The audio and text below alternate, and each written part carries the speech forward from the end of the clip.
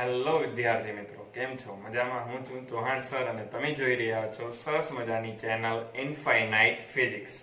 Okay, આની પહેલાના લેક્ચરની અંદર આપણે ડ્રિફ્ટ વેગ, મોબિલિટી જેવી વિદ્યુત સાથે સંકળાયેલી રાશિઓની આપણે વાત કરી. હવે આપણે વિદ્યાર્થી મિત્રો વાત કરશું ઓહમના નિયમના મર્યાદાની. આ ઓહમના નિયમના મર્યાદાની અંદર આપણે જોશું કે ઓહમનો નિયમ કેવી કેવી વસ્તુઓ માટે લાગુ પડતો નથી. ચાલો, તો આપણા માટે આઈએમપી ક્વેશ્ચન છે ઓહમના નિયમની મર્યાદા. 2 માર્કની અંદર પૂછાઈ શકે. ચલો, મર્યાદાઓની વાત કરીએ તો એમાંની પહેલી મર્યાદા છે, આપણે જોયું તો V ચલે છે I.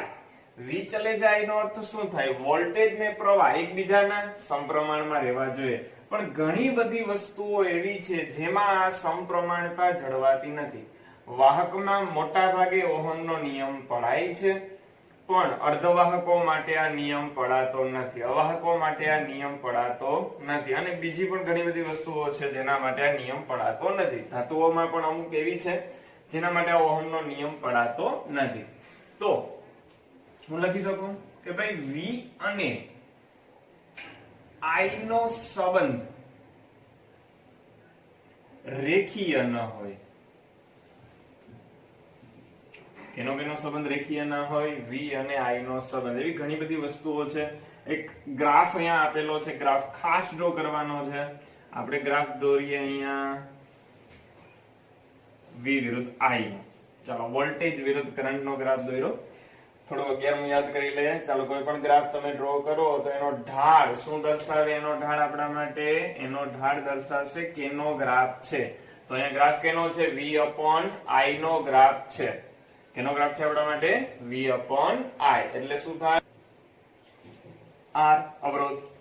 ઓકે, તો આ અવરોધનો ગ્રાફ છે. તો ઓહમના નિયમ મુજબ આ ગ્રાફ સ્ટ્રેટ લાઈનમાં જવો જોઈએ. હું ડોટેડ થી દોરું છું, પણ કોઈ દ્રવ્ય માટે હું આ ગ્રાફ દોરું તો આ ગ્રાફ આવો આવે. તો હું અહીંયા લખી શકું કે V અને I નો સંબંધ રેખીય ન હોય અથવા તો અરેખીય એવો શબ્દ વાપરી શકો. ચાલો, હવે આપણે બીજી એની મર્યાદાની વાત કરીએ. V અને I નો સંબંધ V ની સંજ્ઞા પર ડિપેન્ડ હોય, આધારિત હોય. V ની સંજ્ઞા પર આધારિત હોય. V અને I નો સંબંધ કેની સંજ્ઞા ઉપર આધારિત હોય? V ની સંજ્ઞા પર. ઘણી બધી વખત એવું બને, દાખલા તરીકે આવું બને છે ડાયોડ ની અંદર. વિદ્યાર્થી મિત્રો, સેમિકન્ડક્ટરમાં ડાયોડ ડીપમાં ભણશું, પણ અત્યારે નોર્મલ વાત કરીએ. ડાયોડ ની અંદર 2 પ્રકારના જોડાણ આવે. આ કઈ લખવાનું નથી, ગ્રાફ દોરવાનો છે. ડાયોડ વિશે હું જે વાત કરું એ લખવાનું નથી. ચલો, ડાયોડમાં 2 પ્રકારના જોડાણ આવે, ફોરવર્ડ બાયસ અને બીજું આવે રિવર્સ બાયસ. જ્યારે ફોરવર્ડ બાયસ નો ગ્રાફ ડ્રો કરવામાં આવે, ધ્યાનથી સમજજો. જ્યારે ફોરવર્ડ બાયસ નો ગ્રાફ ડ્રો કરવામાં આવે, ફોરવર્ડ બાયસ ની અંદર ડાયોડના પોઝિટિવ સાથે બેટરીનો પોઝિટિવ ટર્મિનલ જોડવાનો. ડાયોડના પોઝિટિવ ટર્મિનલ સાથે બેટરીનો પોઝિટિવ ટર્મિનલ જોડવાનો. ઓકે, ચાલો. તો વોલ્ટેજ પોઝિટિવ અક્ષમાં એવો, કરંટ પણ આપણે ઉપરની સાઈડ લેશું. આ કરંટ જે મળે એ મિલી એમ્પિયર ના ક્રમનો મળે, અને એનો ગ્રાફ કંઈક વિદ્યાર્થી મિત્રો આવો બને. હવે જો હું જોડાણ કરું રિવર્સ બાયસ, તો ડાયોડના પોઝિટિવ સાથે બેટરીનો નેગેટિવ છેડો કનેક્ટ કરવાનો, અને તો એનો ગ્રાફ લગભગ આવો બને. અને આ જે કરંટ હોય, આ જો વોલ્ટેજ ઋણ થઈ ગયો હવે, અને આ જે કરંટ હોય માઇક્રો એમ્પિયરમાં મળે. તેનો અર્થ એવો થઈ ગયો કે ભાઈ જો વોલ્ટેજ ધન લ્યો, એટલો જ વોલ્ટેજ ધન લ્યો તો પ્રવાહ મિલી એમ્પિયર ના ક્રમનો મળે. દાખલા તરીકે ધારી લો અહીંયા આટલો વોલ્ટેજ મેં લીધો છે તો આટલો મિલી એમ્પિયરમાં કરંટ મળે, પણ આટલો જ વોલ્ટેજ હું ઋણ અક્ષમાં લઉં તો પ્રવાહ મળે એ કયા ક્રમનો મળશે? Micro ampere. તો અહીંયા પણ ઓહમનો નિયમ પડાતો નથી, કેમ કે ઓહમનો નિયમ શું કહે? વોલ્ટેજ વધે તો સાથે સાથે પ્રવાહ વધવો જોઈએ. સેમ સરખો વધારો થાય તો અહીંયા વોલ્ટેજ વધે એમ પ્રવાહ વધે જ છે. રેખીય સંબંધ નથી જ જોકે, પણ વોલ્ટેજ વધે એમ પ્રવાહ વધે, પણ કયા ક્રમમાં વધે? મિલી એમ્પિયર. અને અહીંયા કયા ક્રમમાં વધે છે? Micro ampere. તો અહીંયા પણ પડાતો નથી. ચાલો, હવે આપણે વાત કરશું એની ત્રીજી મર્યાદાની. આગળ વાત કરીએ આપણે. ચલો ત્રીજી મર્યાદા, v અને i નો સંબંધ અનન્ય ન હોય. એટલે કે i ના એક જ મૂલ્ય માટે v ના એક કરતા વધારે મૂલ્યો મળે.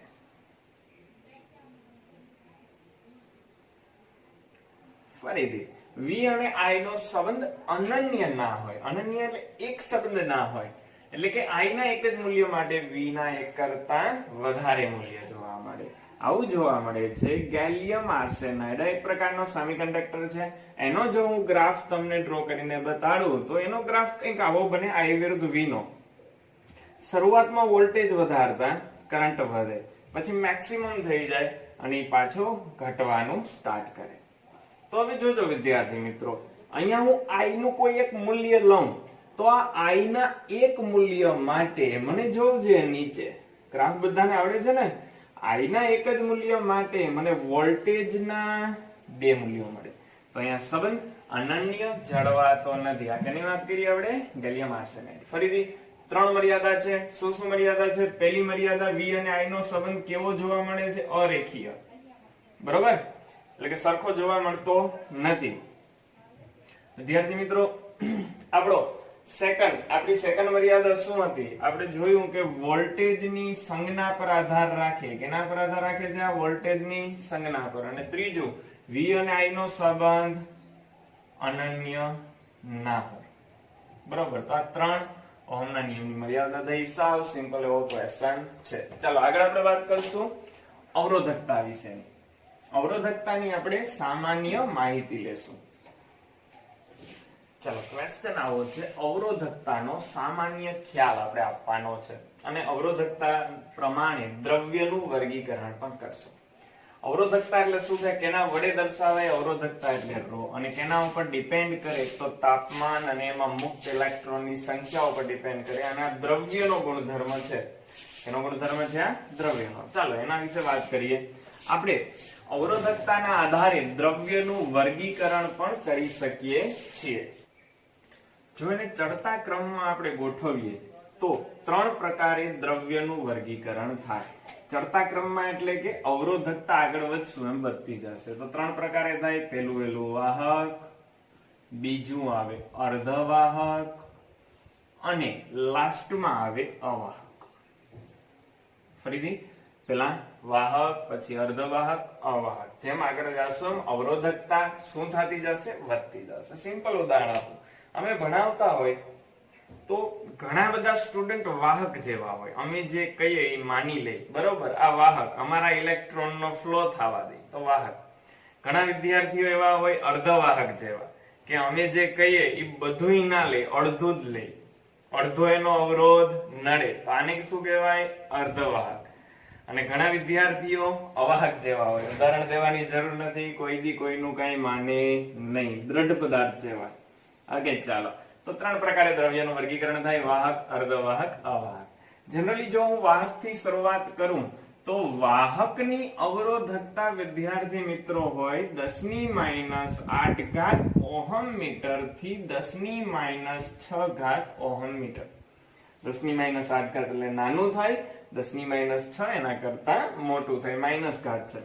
ઓકે, તો લગભગ કહી શકો એની અવરોધકતા ખૂબ જ ઓછી છે. અવરોધકતાનો એકમ છે ઓહમ ઇન્ટુ મીટર. વાહકની અવરોધકતા ખૂબ જ ઓછી છે. વાહક દ્રવ્યો એટલે દાખલા તરીકે લોખંડ, તાંબુ વગેરે વાહક દ્રવ્યો, ધાતુઓ મોટા ભાગની વાહક છે. ઓકે, જો હું વાત કરું અવાહકની, કયા પદાર્થો અવાહક છે મને કયો છે? અવાહક દ્રવ્ય તરીકે શું આવશે? પ્લાસ્ટિક છે, રબર છે, લાકડું છે, સિરામિક છે, આ અવાહક છે. તો આ અવાહકની અવરોધકતા આના કરતા લગભગ હોય 10⁸ ગણી. વાહક કરતા આ પૂછાય છે એમસીક્યુ માં, ખાસ ટીક માર્ક કરવી જો 1 માર્ક માટે. બરોબર? આ 2 પોઈન્ટ કે વાહકની અવરોધકતા કેટલી? 10⁻8 ઓહમ મીટર થી 10⁻6 ઓહમ મીટર. અને અવાહકની અવરોધકતા વાહક કરતા કેટલા ગણી? 1018 ગણી થાય. એટલે ખૂબ જ વધારે અવરોધકતા અવાહકની હોય. ઓકે, જો હવે વાત કરીએ અર્ધવાહકની, તો અર્ધવાહકની જે કન્ડિશન છે એ આ બેયની વચ્ચે આવે. એટલે કે અર્ધવાહકની અવરોધકતા બંનેની વચ્ચે હોય. અર્ધવાહકોમાં ઘણી બધી રીતે તમે અવરોધકતામાં ચેન્જ પણ કરી શકો. દાખલા તરીકે અર્ધવાહકનું તાપમાન વધારો, આ સેમિકન્ડક્ટરમાં ભણવામાં આવશે. કદાચ હું બોલું છું હવે તમને ખ્યાલ પણ નહીં આવે. સેમિકન્ડક્ટરમાં આપણે આવશે, જ્યારે સેમિકન્ડક્ટર ભણશો ઓટોમેટિકલી તમને આવડી જશે. તાપમાન વધે તો ઇલેક્ટ્રોન અને હોલનું જોડકું ઉત્પન્ન થાય, એના લીધે એની વાહકતા વધે અને અવરોધકતા ઘટે. તો તાપમાન સાથે પણ ફેરફાર થાય. સાથે સાથે જો અશુદ્ધિ ઉમેરો તો પણ એની વાહકતા વધે, અવરોધકતા ઘટે અર્ધવાહકની અંદર. અને તમે નહીં માનો, સૌથી વધારે ઉપયોગ થાય છે જે ઇલેક્ટ્રોનિક રચનાઓ છે એમાં સૌથી વધારે જેનો ઉપયોગ થાય છે એ છે અર્ધવાહક. જો આના ઉપર લેક્ચર દેવા બેહું કે અર્ધવાહકોના ઉપયોગ કેટલા, આરામથી 4-5 કલાક નીકળી જાય એટલા ઉપયોગો અર્ધવાહકના છે. બરોબર. અને મોટાભાગની જે ઇલેક્ટ્રોનિક રચનાઓ હોય એની અંદર વિદ્યાર્થી મિત્રો આપણે કેનો ઉપયોગ કરીએ છીએ? અર્ધવાહકનો ઉપયોગ કરીએ છીએ. તો સામાન્ય વિદ્યાર્થી મિત્રો આપણે ખ્યાલ મેળવો અર્ધવાહકતાનો. અહીંયા આપણો ક્વેશ્ચન પૂરો થયો. ચાલો હવે આપણે વાત કરશું નેક્સ્ટ ક્વેશ્ચનની. એના પછીનો